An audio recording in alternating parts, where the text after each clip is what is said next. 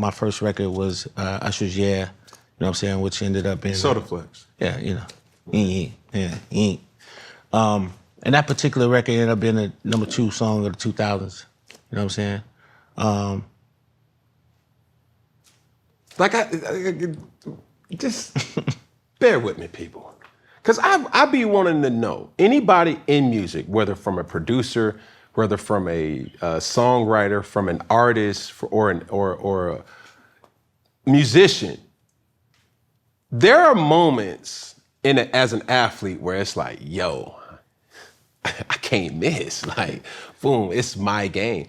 What is that moment like, being in that field where do you know instantly like, yo, nah, this is one of them ones?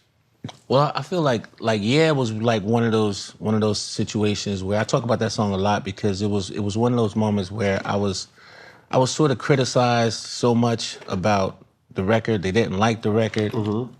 And I was just, in my mind, I was just like, do they understand music? When you say they, who are they? I mean, all of the gatekeepers at the time, you know what I'm saying? Like, I had first signed my publishing deal, because I signed my first record deal when I was 14. Mm-hmm. I came back from the States.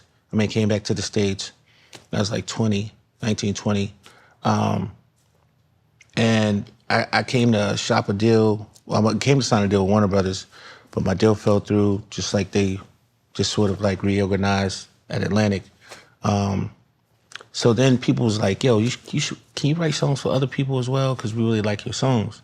And I was just like, I don't really write songs for other people, you know? It's like, it's not something I do. But I started getting these offers, these publishing offers. And, you know, them checks was looking crazy. So looking sexy. Yeah, they was looking real big. Like, so I ended up doing a deal with Hitco Music Publishing, which is L.A. Reid's publishing company. Mm-hmm.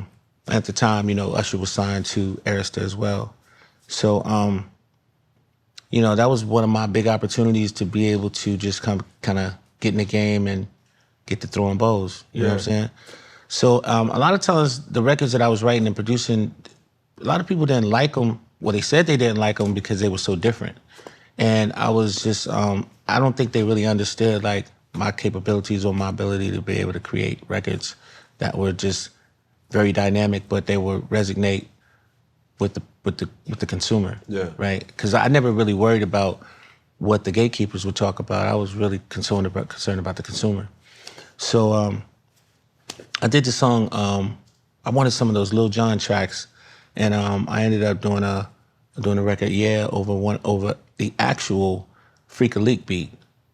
And my idea was to do a Michael Jackson song, a Michael Jackson feeling, over a crunk beat. I felt that would change the game for Usher, because I felt like the energy from a crunk track with a Michael Jackson-ness tempo and feeling, you know what I'm saying, could be very dynamic, and it would work incredibly well in our community. And not only could it work in our community, but it could translate to another community. Yeah. And so I did that record, and you know, all the gatekeepers, man, they weren't feeling it. But fortunately, L.A. Reid gave me a shot, man, to be able to cut the song on Usher. And, you know, Usher's my man, that's my brother. But he definitely wasn't, he didn't really like that song. For real? Yeah, he didn't fuck with it at all. So, because I think some of the people that was around him also, shout out to my man Rico Love, he was honest enough to say that, you know, he was one of the ones that told him that song was whack. So, you know, the beauty of this whole idea is just the fact that, you know, you just keep on going, man. You don't allow anybody to stop your grind. Yeah. What you can see in your eyes and what you can see in your heart, what you see in your emotion. Real quick, I think there's epidemic has always been apparent, especially in music, where we misidentify what the artist really is or what the artist is really capable of. It's like, in music, you're either a rapper or you're an R&B singer. Nothing in between.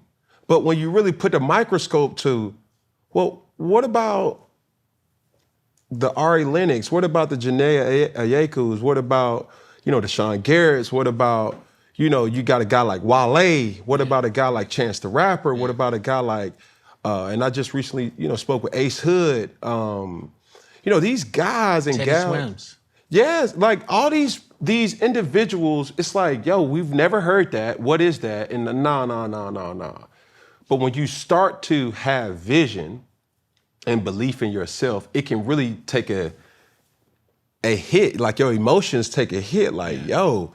But if you're in that position where you're motivated when your I guess your identity or your career takes a hit, without the right opportunity, that can kill you or can kill your career. That's right. I think really for you, what was that turning point where, it wasn't like, nah, we don't necessarily want you on the Ducati with the mohawk and the Tom Ford suit, but we want your skill though.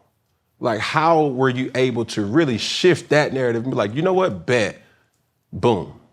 I mean, it's a very, to be very honest, it's a great question because it's a very, you have to be emotionally sound to be able to compete in this business because it's like, people will play with you sometimes to the point where you have to really, really, really, really, really let them know, like, you got me all the way effed up. You know what I'm saying? Because it's just like, my energy, man, my energy is always on 10. I don't care who it is, what company it is. I'm gonna get up in there. Yeah. However, I'm from Atlanta, Georgia, Swats, all day, every day. For sure. So at the end of the day, it's just like, I just never allowed myself to allow people to, put me in a category of weakness. Mm-hmm. You know what I'm saying? My mom got me ready for the world before she left the world. And so it's just like, man, I've always had a very determined perspective on life and love and peace and honor, morals, integrity. Whenever I see people playing with that, it intensifies my mental. So I actually get a kick out of people trying me. I get a kick out of people misunderstanding me. I get a kick out of people feeling like I need to be like that. You know what I'm saying? When I'm really like this. Mm-hmm. And I'm like that. So it's just like, it's a learn. I take everything in stride. I play baseball. I was really, really good in baseball. And that's why I'm such a fan of yours, because of the fact that, being an athlete is a mental. No, for sure. You know what I'm saying? And I identify with my kind. You know what I'm saying? I know my kind when I see it. So it's just like, my tribe, they understand what time it is. That's heavy. You know what I'm saying?